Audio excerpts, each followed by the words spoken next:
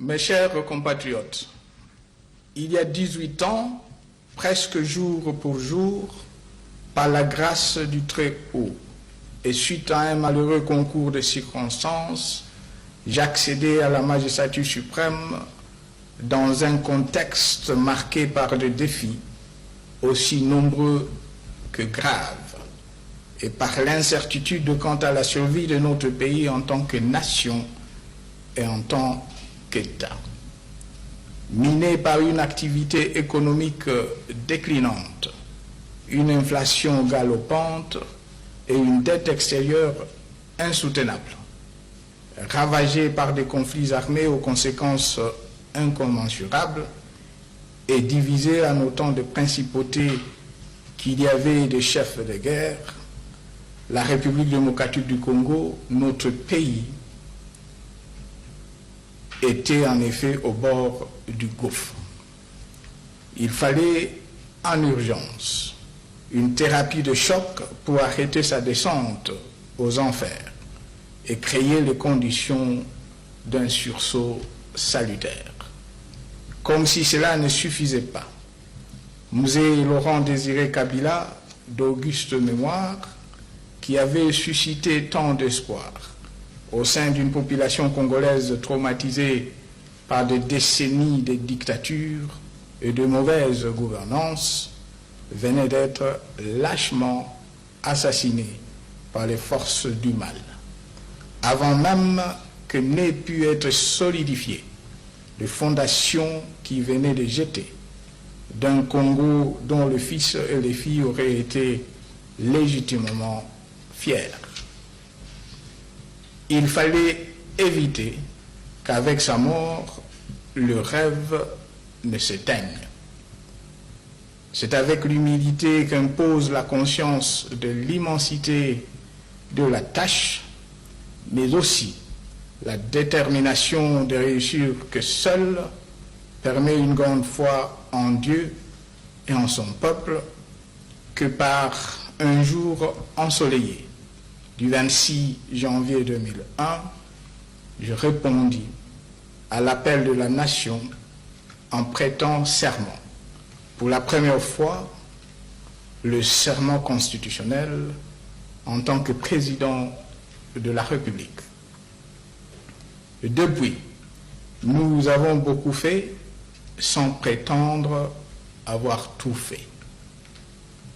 En effet, en dépit de l'action néfaste et résolue des ennemis de notre peuple, je n'ai jamais trahi mon serment.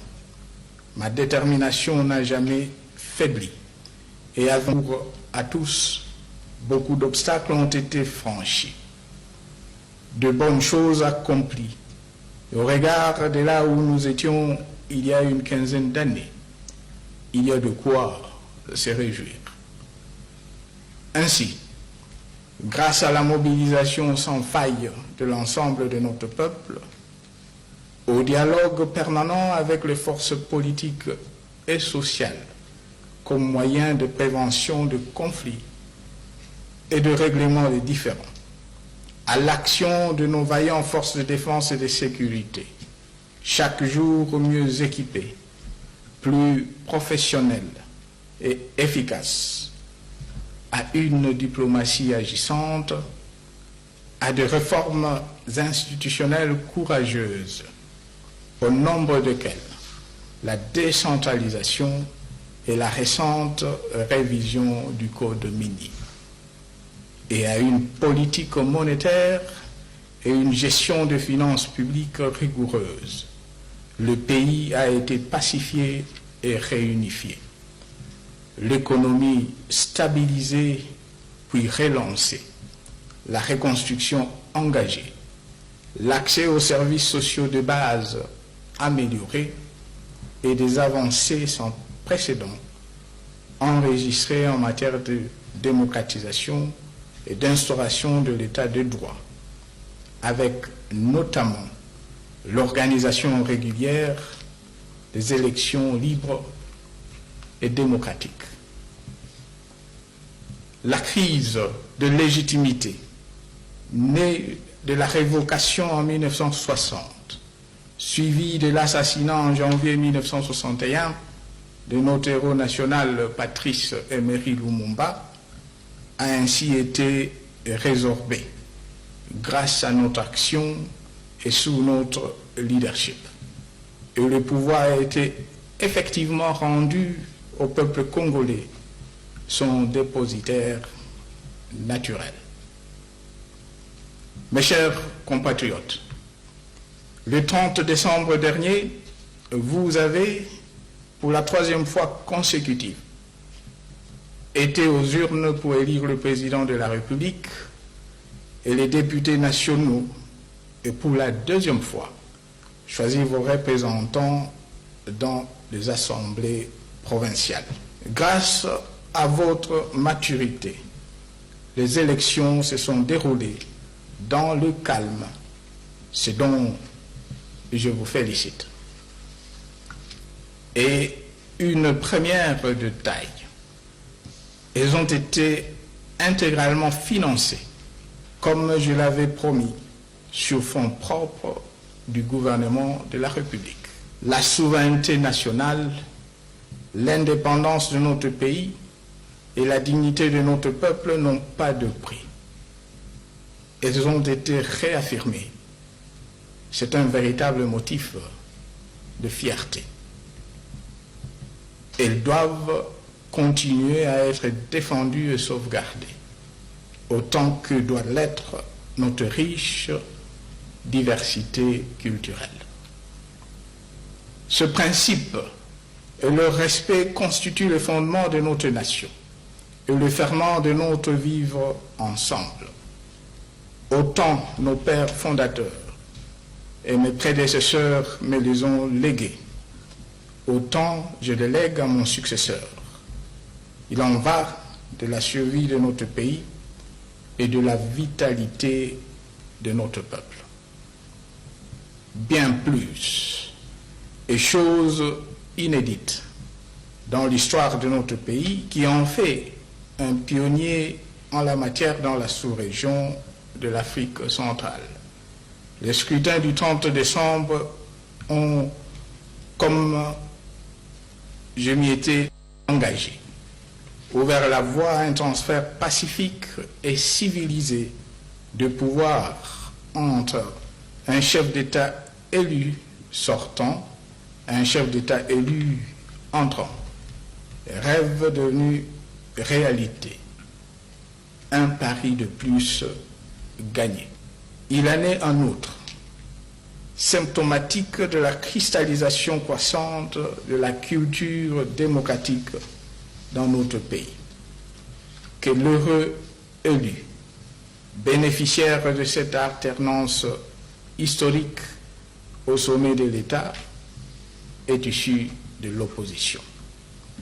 C'est le lieu pour moi de réitérer en votre nom comme en mon nom propre nos félicitations ainsi que nos vœux de plein succès au président élu, M. Félix Antoine Tshisekedi Tshilombo. Qu'il soit assuré de pouvoir compter sur moi chaque fois qu'il le souhaitera et que l'intérêt du pays l'exigera.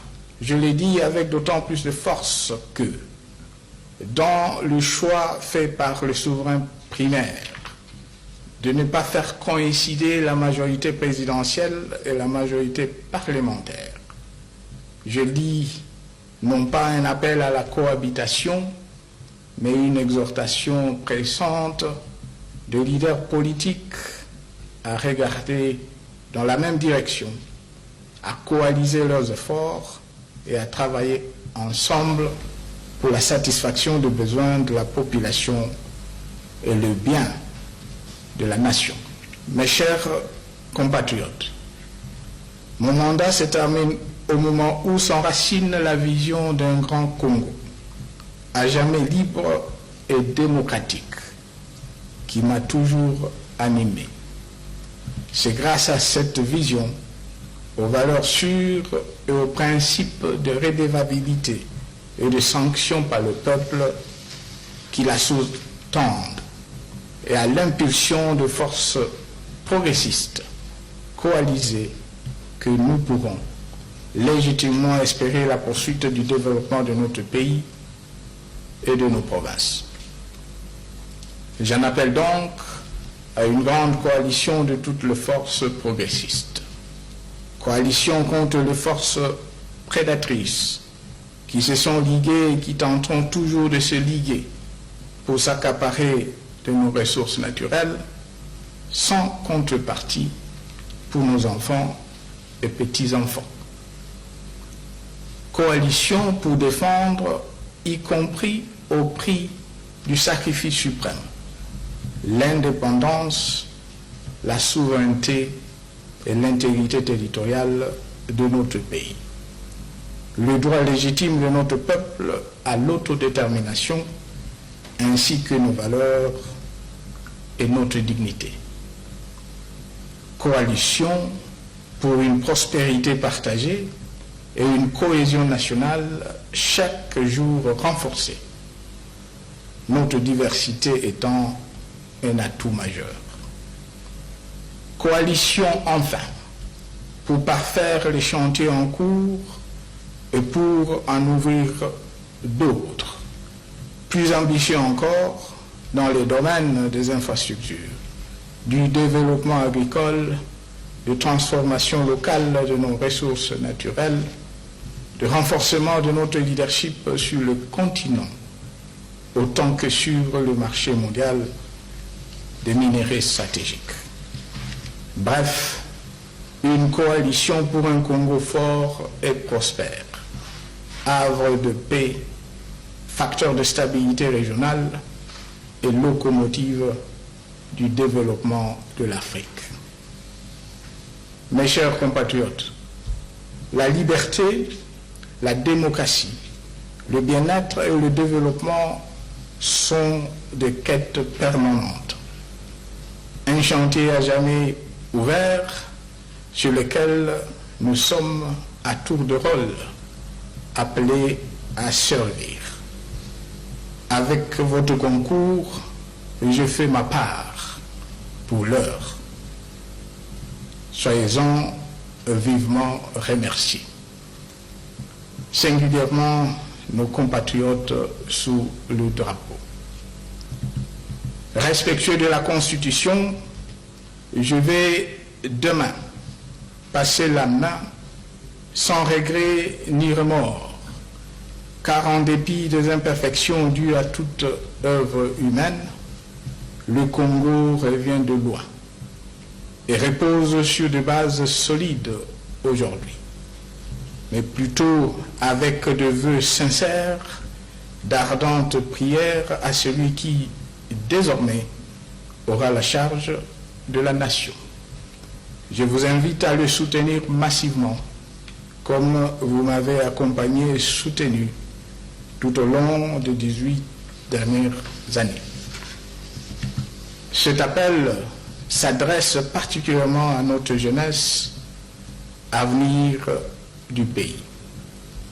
Face aux difficultés de la vie, à l'angoisse et aux doutes que souvent celle-ci suscite, qu'elle se souvienne que rien n'est impossible à celui ou celle qui croit en Dieu, en son pays et en lui-même, qui ose entreprendre et qui cultive la discipline personnelle et l'effort en groupe. En témoigne le jeune homme assermenté le 26 janvier 2001, aujourd'hui grisonnant. Que Dieu bénisse la République démocratique du Congo. Mes chers compatriotes, je vous remercie.